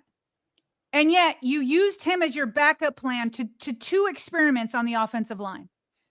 You were betting that Daniel Fa'alele would take another step. And the sad part is that he's not even the worst guard on the Ravens offensive line. If you look at the grades so far, and if you really start digging into the tape, Daniel Fa'alele hasn't been great, but he's also not the worst offensive lineman. That's Voorhees. So you have two guys that you're rolling the dice on, and your backup plan was Ben Cleveland. You and I were shocked when Ben Cleveland got re-signed. And maybe Ben Cleveland was worth it, but not if you have a head coach that isn't going to put him in when your guard play is this bad. Maybe Ben Cleveland would be a step up, but we'll never know. We'll never know. But that was your backup plan. And then you have used first rounders or top 2 rounds on pass rushers, but they're not hitting. These experiments of like, hey, I'm going to take the injured guy like Voorhees or like David Ajabo, it's not working. Or Jair Alexander, it's not working.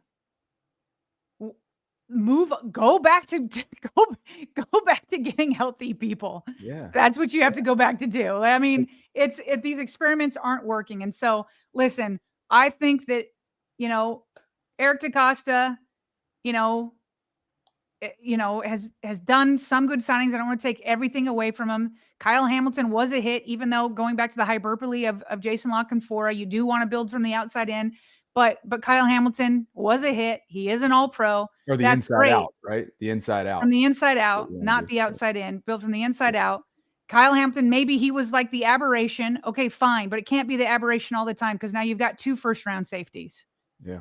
And so you got to build from the inside out. And if you can't do it in the draft, you have to do it in free agency. And he did not do it in free agency with the positions we've already talked about.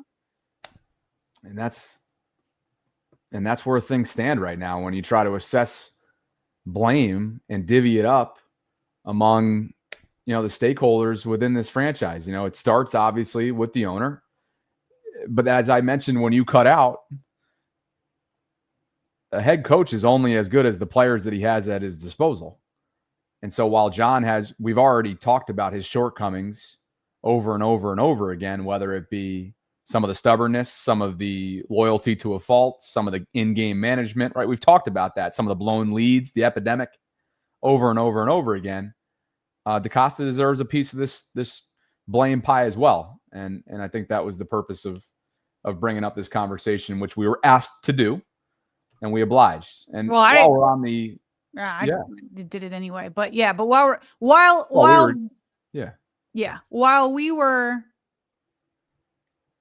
we do believe that Eric DeCosta needs to be accountable for his share in the Ravens collapse this season, his wife does not deserve any part of that share because she is not drafting the players. And Bobby, I, for the most part, do not like to tell fans how to fan. If you want to boo, go ahead and boo. If you want to be panicked, go ahead and panic. If you want to call for somebody to be fired, you can do that. All of those are your prerogative. This one is where I will kind of like encourage people not to go after players or coaches or front offices' wives.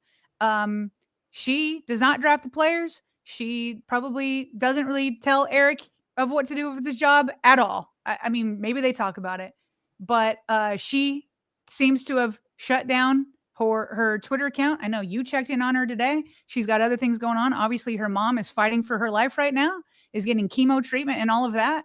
So if you guys want to be upset, do it to the Ravens accounts. Go to the game and boo. Do your chants at the game. But I feel like going after people's families is not the way to do it. I think that Lacey is a fan, like many of us out here, and wants nothing but to win, and wants to see players develop, and wants to see a Super Bowl and all of that. So again, fans got to do what they got to do. But for me, I would say probably not a good look on your end, and isn't helping anything if you go after players, coaches, and personnel's families.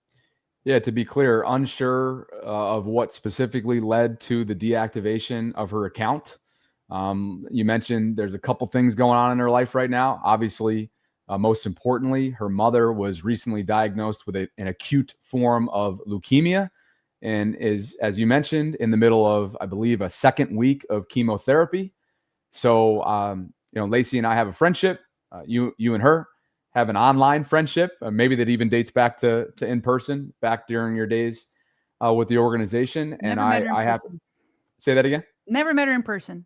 Yeah, and that's the beauty of like the online. Like there's such beauty in sometimes in the online relationship, because I've seen you guys interact so many times, on X and Twitter, and she's such a supporter of this show, and you guys are both mothers, loving mothers, and so anyway, I just to kind of put a bow on this. We don't know what led to the Twitter deactivation. I was able to check in on her this morning, just as a friend to a friend.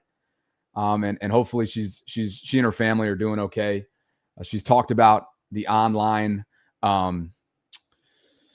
abuse, I think, before, and people have taken it too far. So don't know if it's about the current state of what's happening with this organization, or again, more importantly, what's happening with her mom right now. But she clearly has taken a step back, taken a cleanse, and our best wishes are out to the entire DeCosta family, including and most especially Lacey's mother, who is dealing with that acute form of leukemia. Shall we get to some super chats? Yes, we should. We left off with Shelly, so that brings us back to 2020 vision. And 2020 says we need to get the head coach from Notre Dame, the man of my dreams, Marcus Freeman. Steeler Lee, Sarah, for you. The man of my dreams. As crazy as this sounds as a Steelers fan, this upsets me. I want the Ravens to be as good as possible for the sake of the best rivalry. I like that. Yeah. That's great. What's up with like all usually when we have fans from other teams, when they come in here, they troll, but now we've got one from Kansas City and one from Pittsburgh that's actually okay to interact with. It's like, that's a great sentiment there. Thanks for being here, Lee. Yeah. Tinze writes, I'd like Mike McDaniel for offensive coordinator and Spagnuolo as head coach. Robert Smith is in the house. He says, if we are taking the CEO coach approach, go get Dan Lanning from Oregon and appoint 2 proven coordinators, or hire Sean McVay. He's in the final year of his contract. Sod Blitz 34 says 11-0 or 10-1 after the bye. It's definitely possible. Sod Blitz. Woo-hoo. Big statements here and very optimistic. I commend you for that optimism, Sod. Do not share it, unfortunately, but I appreciate it. Dre Dog 679 is celebrating 7 whole months of channel membership. You're our guy, Dre. You've been with us since March, baby. Dre Dog, Sarah. OG member. He says, you can't have good results for making bad decisions. This entire team is full of bad decisions. This is why this constant quote, we have time, is a lazy excuse for not fulfilling one's true destiny. Ooh. Woo. Junior. What's up, Junior? JA with $1.99. Eric Hill's in the house. 5 channel memberships on this Monday as he continues to pour in all kinds of generosity and support. Mata Meatloaf! EH. Appreciate you, my brother. Junior, on top of that donation, Sarah, with another one. It says 10-7, and we win the AFC North. Super Bowl champs. Wow. Big Dog O-Town says, been a Raven/Old Browns fan for over 30 years. This is the worst team that I have seen. Nick Marty is here. Why don't we don't shop like rich people? Going back to Marcus Spears' tweet that we talked about earlier. We don't shop like rich people. EDC tries to put this O-line and D-line together with duct tape like my old man used to fix things, and they still break. Hayes09. Cam Ward's recent famous quote here is the current Ravens team's situation. Right. Yes, I think so. And it was essentially, if we keep it a buck, at his post-game press conference the other day. By the way, the Titans came back in ridiculous fashion yesterday to beat Arizona. An epic collapse. You think we've seen collapses here in recent seasons, Sarah, with blown leads? Go watch that Titans game yesterday. Insane. But yes, Cam Ward got up. Well, how many points from what time? Do you know? Oh no, I don't know the specific points, but it was absurd. The comeback and the collapse by Arizona and the comeback from the Titans' perspective. And here we go. To Hayes' point, go ahead. It overcame an 18-point deficit, but I don't know from what time period, but 18 Insane. points. It is late, very late.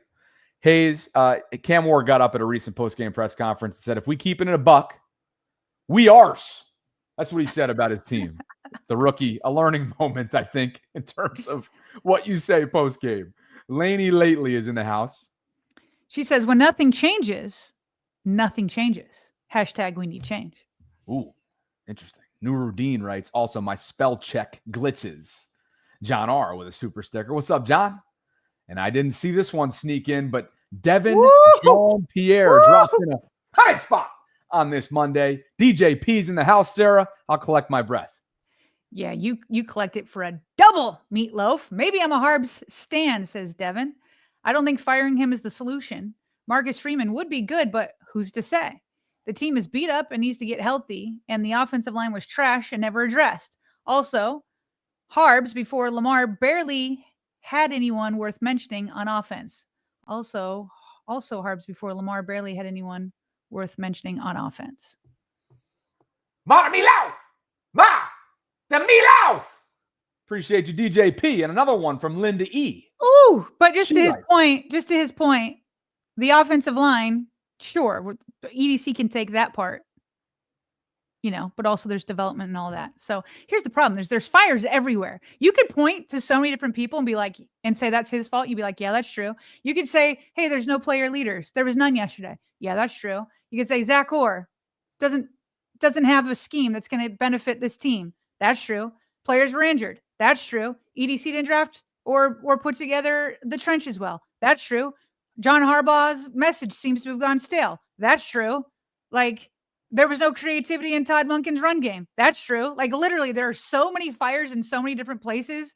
It's like a cartoon. I used to watch Saturday morning cartoons as a kid where there's like holes in a boat, and then a cartoon figure would like put a finger over one hole. Open, now here's another one here, and there's another one there. There's another one there, and there's just holes all over the place. You got to plug holes in this sinking ship in a million different directions. Well said.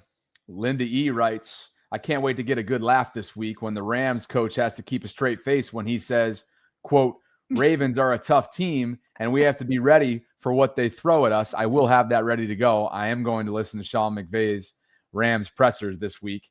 Bunch of laughy emojis. Bobby, you cursed my keyboard. I told you, Linda, it is very difficult for whatever reason with these super chats and the delay that comes in. I don't understand it, but I do understand Linda's meatloaf on deck on a Monday. Sod Blitz is in the house. Says, I'm still mad we didn't get D. Walker in the draft. I was going to say Devontae Walker, but obviously it's a different Walker. Which Walker? Which one are we going to? Which one are we going to, Sod? Quincy says you cut out after. There's multiple Walkers. Quincy says you cut out after Ben Cleveland and the Mike Pierce, going back to when you lost your audio for a brief second there. Okay. all defense team try to get there. Jackson 5 back. True Sons in the house.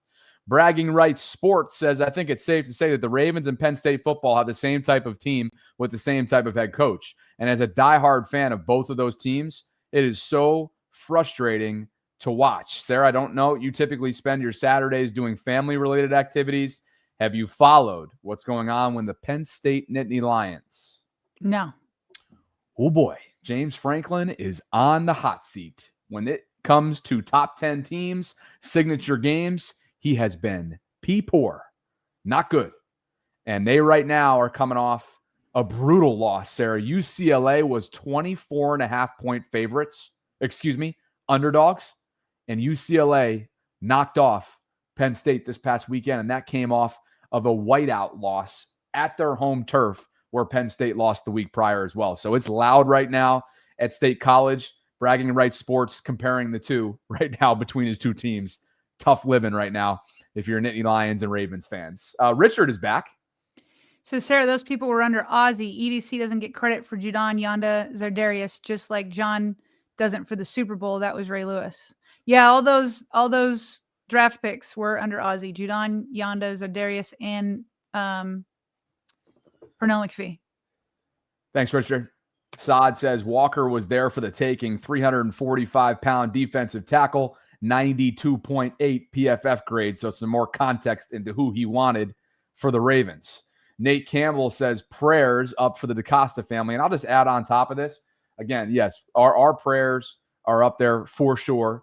Again, Lacey's mother, mother-in-law of Eric DaCosta is going through chemotherapy right now for an acute form of leukemia, which may have led to Lacey wanting a break from social media. And I will say, it doesn't even need reminder.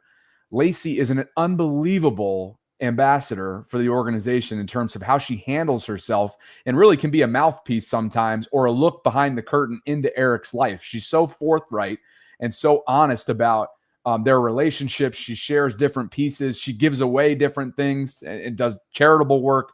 She is the best of the best, and we wish her and her family the best during this difficult time right now. Quincy Foreman is back. He says, I love Ozzie, but Ozzie and EC, we have drafted a solid defensive tackle since we haven't drafted a solid defensive tackle since Timmy Jernigan. Hashtag back to the basics. Appreciate you, QF.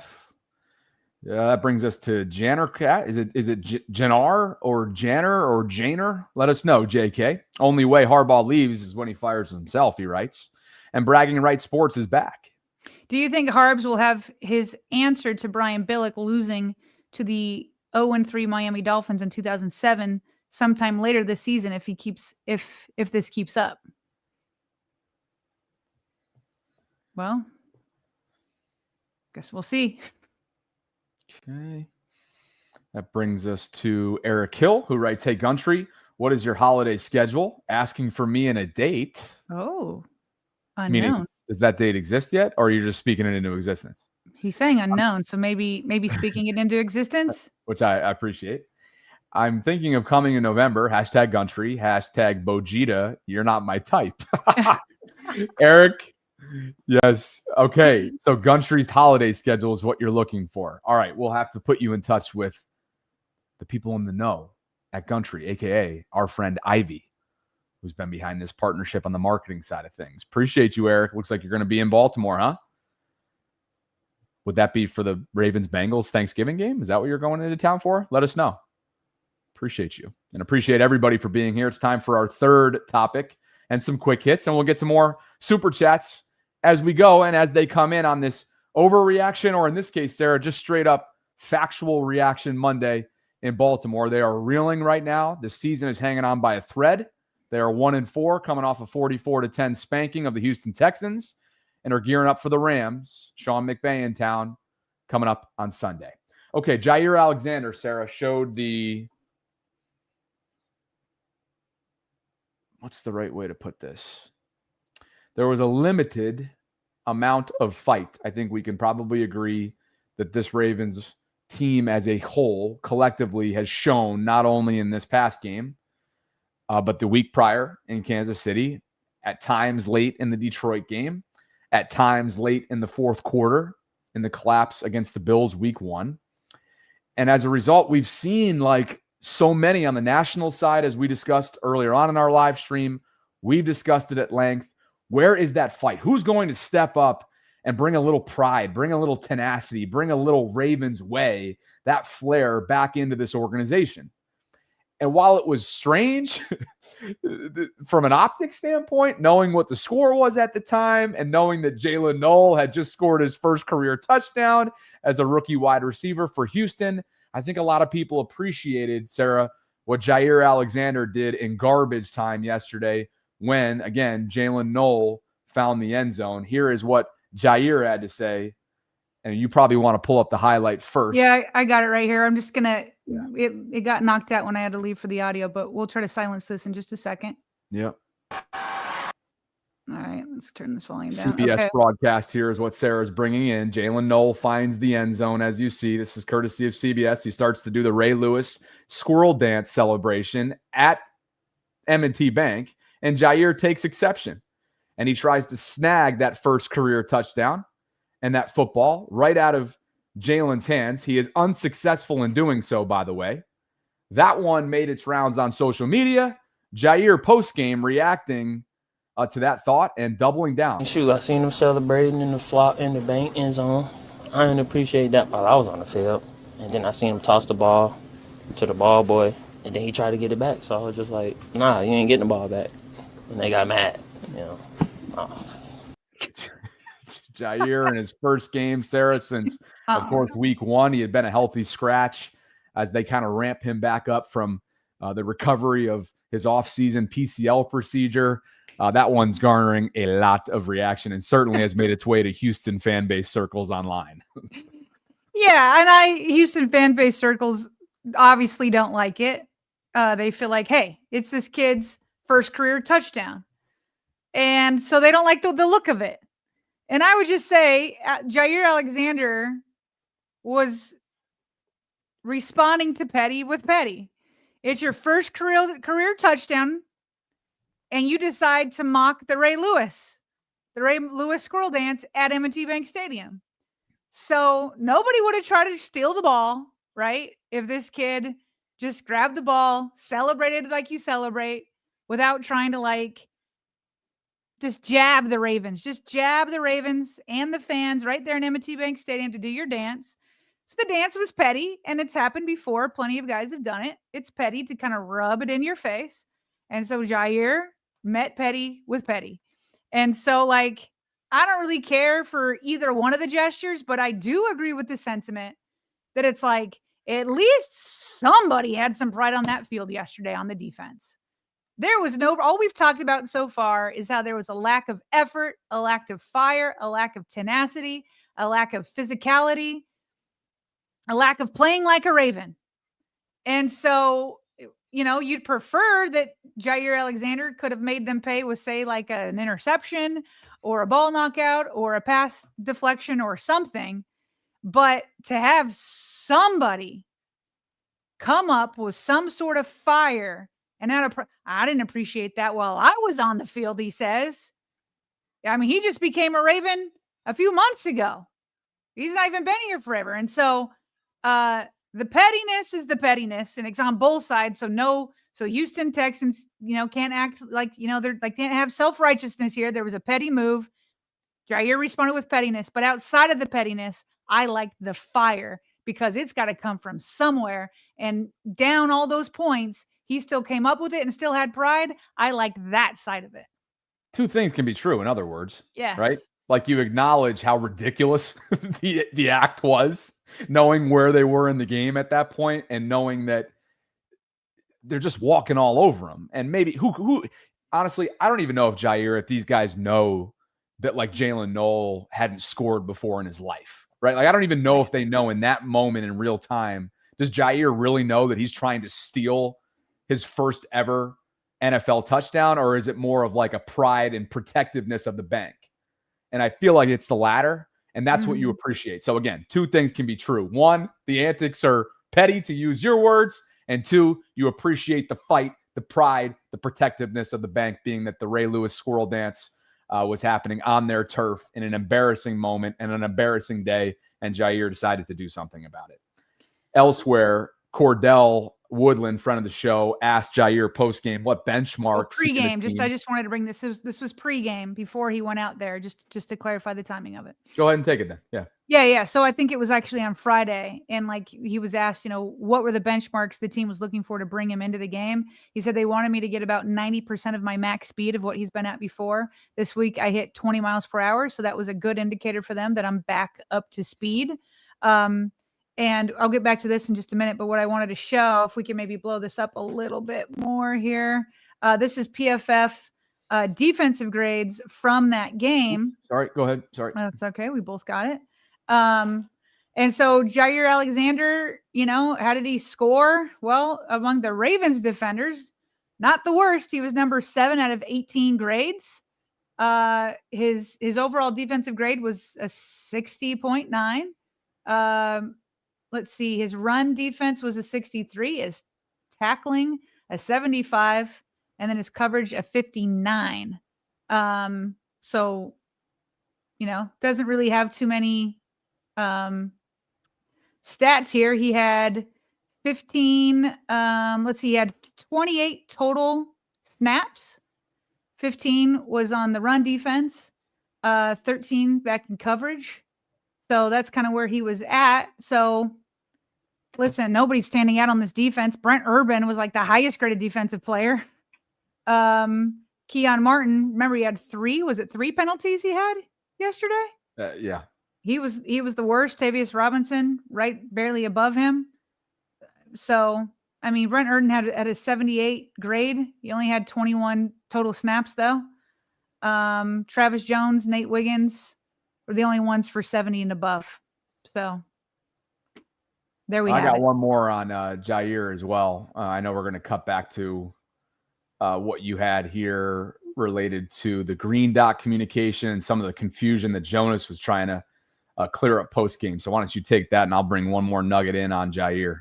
Yeah, we had gotten a question about this yesterday, and just to reiterate, and I'm sure John Harbaugh I'm almost sure that John Harbaugh will be asked about it today, just to clarify. But Jair did indicate that Malachi Starks was helping with the defense's communication when they were on the field. And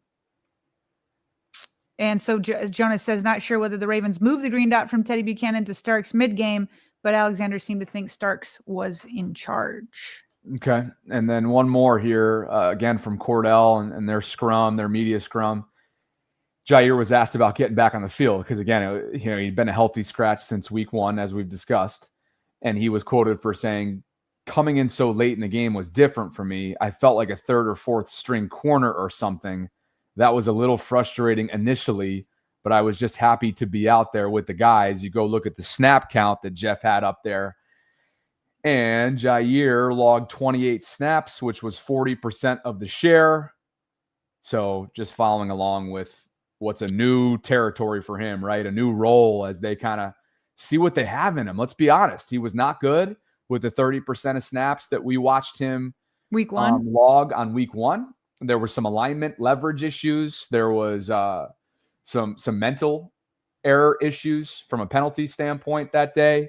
And ultimately there's some physical issues for him as he tries to ramp himself back up from a pretty serious PCL tear that required a knee drain not all that long ago this past summer, Sarah. So just kind of keeping up with the Jair side of things. As long as the secondary is beat up, they're going to have to continue to lean on him moving forward. And I know leaning isn't necessarily 28 snaps, but I think you know what I mean. There's only so many fresh and healthy bodies right now to go around. Yeah, they've been trying to ramp him up. I mean, not giving him all the snaps is probably a good thing. Like he said, he was happy to be out there, and he wasn't as bad as week 1. So maybe they can keep ramping it up as long as he plays well. I keep going back to Chris Long's comments on him. He's like, man, sometimes when you're a DB and you've had that kind of serious injury history like Jair has, sometimes it goes off the deep end quickly. And I wonder if that time has come for Jair. I hope that's not the case.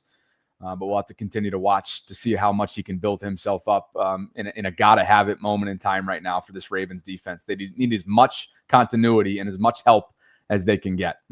It was a wild Sunday. Stop me if you've heard that before around the National Football League. We mentioned that Titans comeback victory over Arizona. Insane. 18-point deficit. They erased it 22-21. Cam Ward and company upset the Cardinals. The Panthers had a deficit they were facing themselves. They came back from 17 down, Sarah, to beat the Dolphins 27-24. I got to wonder if Mike McDaniel's seat is getting hot down in South Florida.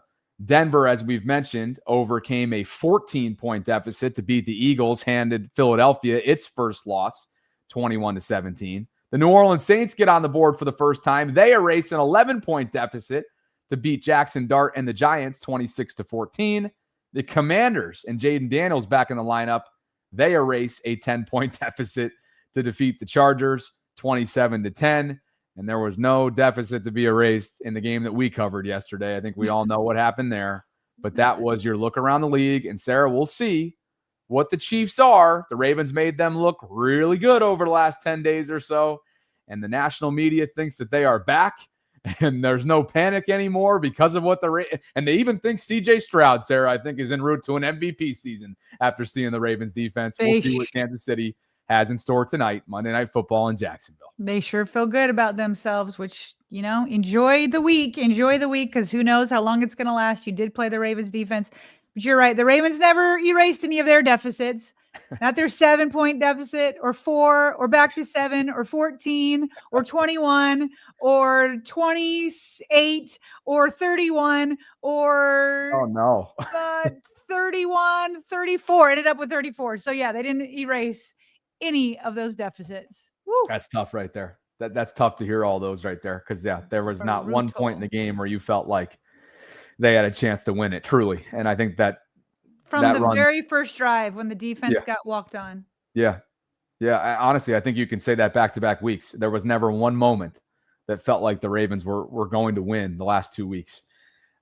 Buffalo was handed its first loss of the season last night. Sunday Night Football. I got a chance to watch the second half of this one, and boy, it did not disappoint whatsoever. First of all, Stephon Diggs' first game back in Buffalo.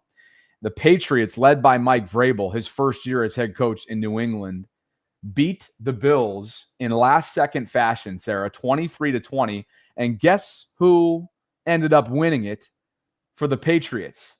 Andy Borregales. Remember, he was the kicker. Oh, yeah, the other kicker. One of 2 kickers that was drafted this year. The other one, of course, was Tyler Loop. Andy was the Miami kicker, very highly regarded, very highly touted and recruited.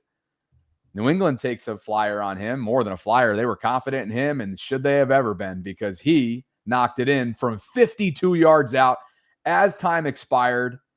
Drake May is a lot of fun to watch. This was a heck of a second half. Bills go down. Patriots prevail.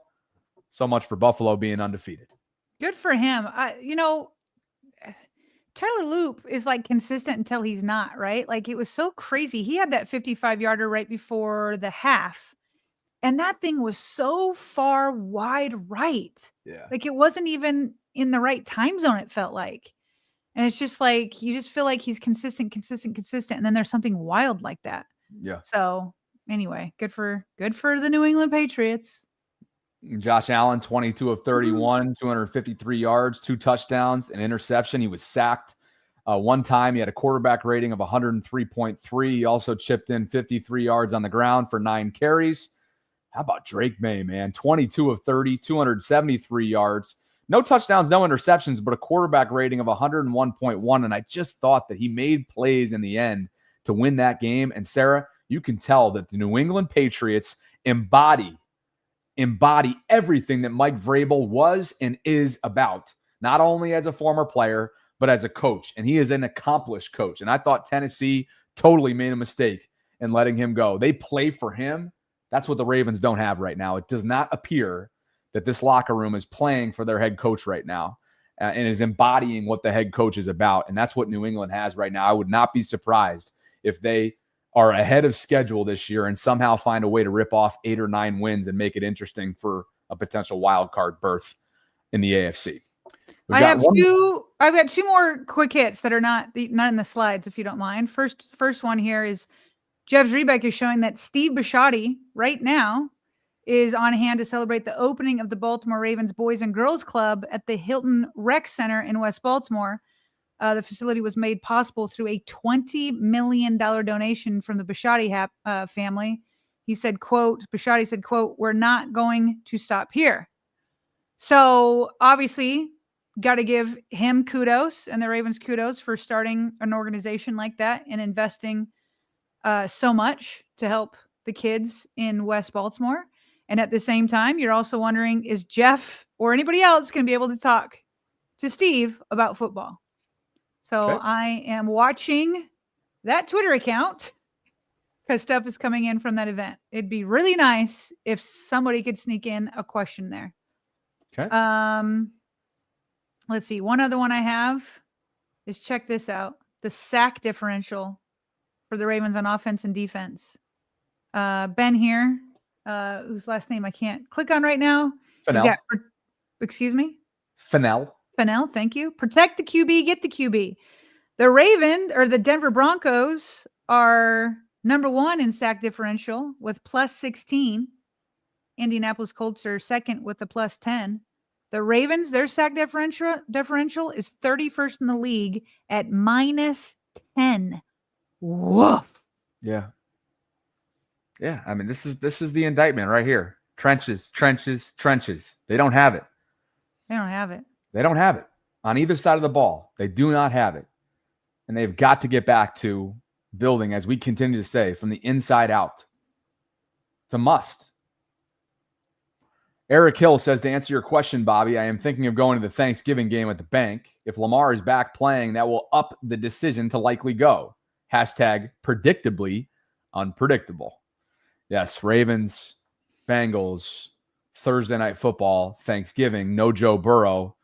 Hopefully Lamar will be playing in that game. And hopefully it's meaningful football that's being played that night inside the bank. Thank you, EH. And thanks to everybody for spending some time with us on this Monday. We went long, and as a result, there's just over 20 minutes between now and John Harbaugh going to the podium in what will most certainly be a very interesting press conference. Kai and Darian, thank you both for believing in what we're building.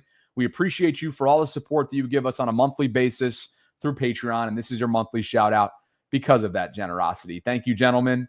Appreciate you both. Patreon.com/RavensVault podcast if you'd like to get more involved with the channel. Thanks to Gumtree for the continued support and sponsoring our program. Again, code VAULTSIM, VAULTSIM, gets you 25% off a simulator rental at Gumtree in Owings Mills, Maryland. You can go check them out by visiting the show notes, and we also have a comment pinned right now in our live chat. We will be back with you tomorrow. John Harbaugh, again, meets with reporters in 20 minutes' time from a one-winning drive. I will be live later this afternoon, and Sarah and I will be live on Tuesday for our regular scheduled program at 12 noon Eastern. Partner, appreciate you as always. Thanks for spending some time with us guys today. Wow, over 6,000 still as we get ready to close up the shop and approach the 120-minute mark. So goes without saying, thank you guys so much. If you could on the way in, or the way out, I should say, please like the video, subscribe to the channel if you don't already, hit that notification bell, consider becoming a channel member or gift-giving membership, and our apparel line continues to be available at thevaultpod.com/shop. For Sarah, I'm Bobby signing off from this Monday Ravens Lunch Hour live stream. We'll catch up with you on Tuesday at noon. And as always, Vaultrons, thanks for spending some time with us here inside the Vault.